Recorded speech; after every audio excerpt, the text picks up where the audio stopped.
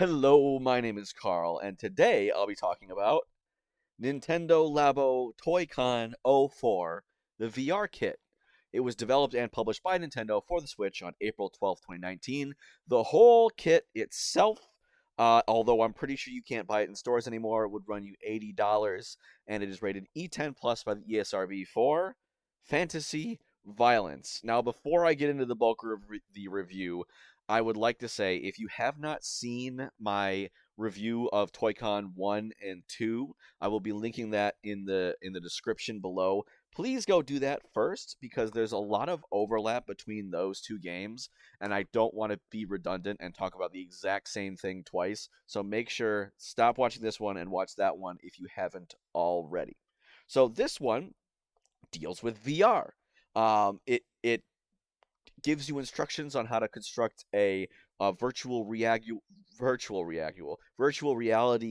goggle headset thing out of cardboard, and it has a bunch of accessories that you can fit it into to play various games. So going into this, I had never played VR anything before, and I was a fan of the first two.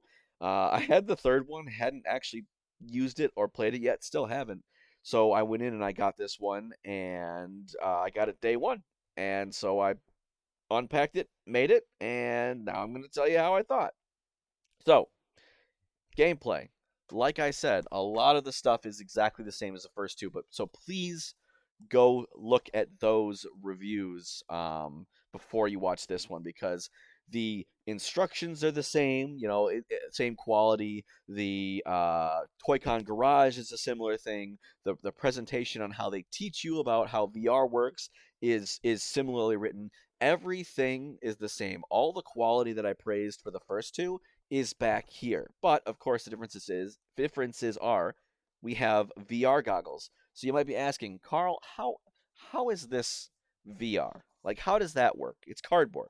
So it does come with like goggles there, and how it works is you have your Switch, right? And you turn it on with the software, and you slide it into this compartment here.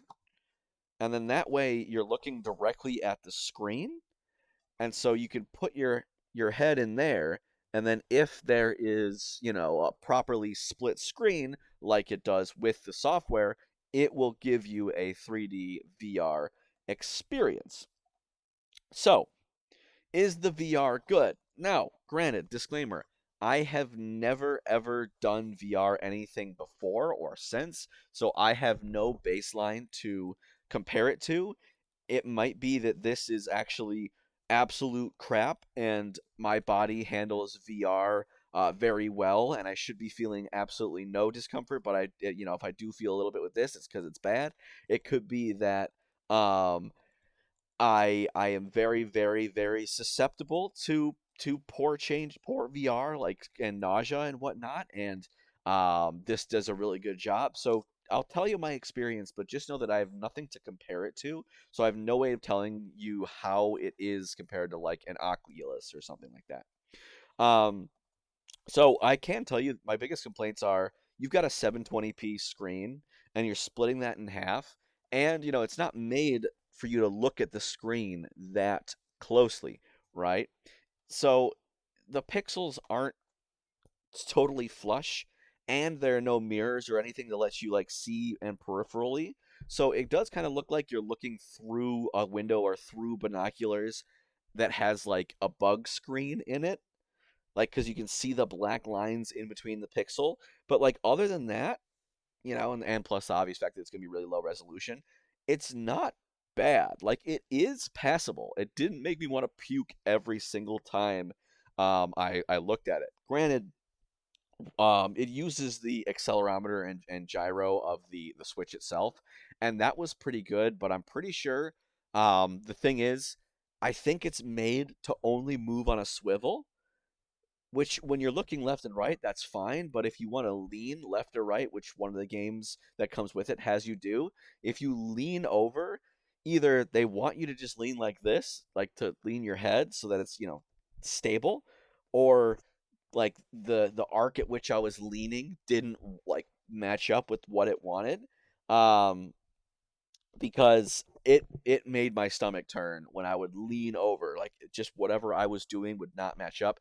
That, and you can't walk around. There's no game in this where you walk around. It's purely just looking around. So that's, I mean, it, for what it is, it works and it works well, but what it is isn't great, you know? So I'm just going to run through the actual games, and I brought some props with me this time. First up, I want to talk about the camera. So that you put your Joy-Cons in here, you can click, click,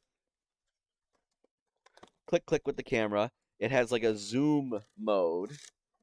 And how it works is, I should probably demonstrate this. How it works is you put the goggles into the slot here, and you slide that down, if that wants to cooperate.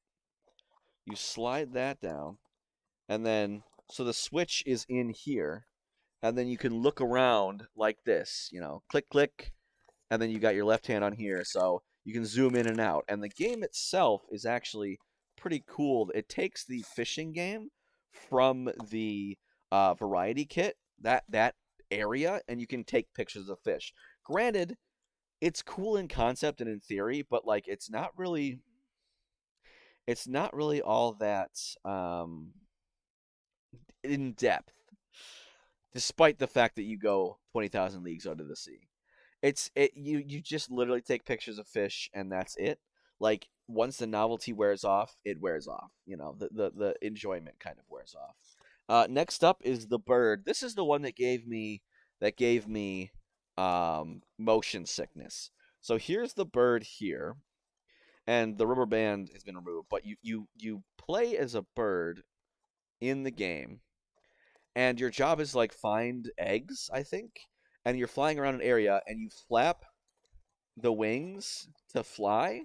The Joy-Con on the head can see that, and then you can turn to like turn in game as well. Now this is what made me sick. Doing this didn't mesh up, and my stomach was like, ugh, when I was doing that. That was the only case of nausea that I felt. Again, I've never played VR games in any other capacity, so I don't know if that's normal, like if that's just a me thing and other people didn't experience it, but that's just what I experienced. Next up, we have an elephant, where the whole point, they've got these trunks with the rubber bands, and you can draw. Like, there's a Joy-Con that you can strap in here, and you can draw stuff in VR. And there's both an art mode and a game where you can like draw lines and stuff that encourage like a ball to fall into a cup. It's um, kind of a classic game there. But yeah, ugh, hair in my mouth. But that's kind of cool. It uses the IR sensor to see the face and see where it is in space, and where the face of the elephant is, if you will. So that's, kind of neato. There's a pinwheel which I don't have, but it's basically like a really simple attachment where it just comes out here and you blow, and then it'll spin the pinwheel, and then the thing can tell if the pinwheel is spinning. I don't remember if there's a game to go along with it. None of the games on the front had anything to do with the pinwheel, so I don't really remember what the purpose of that was. But there was also the foot pedal, which didn't really involve the VR goggle itself, and I don't have it here. But it was a foot pedal that you pressed with a big old fan, and it would blow air into your face. And there was a game where you were like a frog, and you were jumping up higher and higher. But every time you pressed the pedal to jump, it would blow air into your face to like help with immersion. Again, if you're at all astute, you may have realized there's kind of a theme, and that theme is the games are neat, but they're not great, and the novelty wears off really quickly. So like, there's that. Finally, there's the best one, which I'm very sad that I don't have with me at the moment, that I can't access, and that's the blaster. That's the main draw. So it's a blaster like this. You pump it. It's really cool. You pump it backwards. There's cardboard inside, and it goes click, and it like sticks with, cardboard hooks onto it, and keeps it from you know, pushing back, and then you press the thumb trigger, and then it shoots. And so what you can do is you can play a game where you turn around, and then you shoot, and the main game is like this rail shooter where you're like going along rails and going through a city and you're shooting aliens. That one was really cool. Like to do the VR, I think that is like the best use for it because I named off um all of the like things that were holding it back. That is the best to me because like I didn't mind that I was looking through a window because it was like looking through a scope. I didn't mind that I couldn't move left to right because I was on rails. All I needed to do was just move and aim. So that was fun. That was the best one. They also included a multiplayer game version where like you shoot fruits into a pond or into a pool where these hippos are, and you try to lure the hippos into your ring, and that can be like you trade off between two people to try to get the fruits the hippos to come into your ring by the end of the round. So, yeah, that's all it involves. Again, please check out the first uh review I had in the description so that you can see like more of a review of like the actual rest of the stuff. But that's all the new stuff in this one. So, for my conclusion and or my recommendation, um overall, I do have one big gripe with the game. And it's that this game is similar to games like Wii Sports or Nintendo Land, in which it's like they're kind of like quick one off games that display what the system is capable of, and they serve to tide you over and entertain you for a bit when it's the only game that you have, and when you're still waiting to get more like AAA real full price games for that system, right? They usually come with a package into the system, and they usually cost like maybe around $20, like much cheaper than the average game for that system. The problem with this one is it costs $80, right? And Nintendo has not yet, and given that the official Labo website is shut down, will probably never more make any more games for the VR kit. So this is it. Like what I described above, that's all you're getting in terms of just gameplay. So if you're looking for this as just a normal game, you're not going to get much. It's not going to be a full-fledged thing. And I think there's two ways to like look at this game, like two lenses, two perspectives you can look at it. You can look at it as a learning tool and like something outside the box, or you can look at it as and judge it just as a game. Now, as a learning tool, I think this is great, and I talked about that in my last review of the Toy Cons. It's wonderful. The instructions are really clear. It's a great thing for like parents to work with their kids. I, as an adult, had fun seeing everything fit together and seeing how what I was making was being made into a functional toy. That was super cool. I enjoyed learning the science behind exactly what was going on with the controllers and how it was working and how VR works. And like it's very transparent in how everything works and it tells you how to fix it. Like that part, pulled directly from Toy Cons 1 and 2, amazing. I think that's wonderful.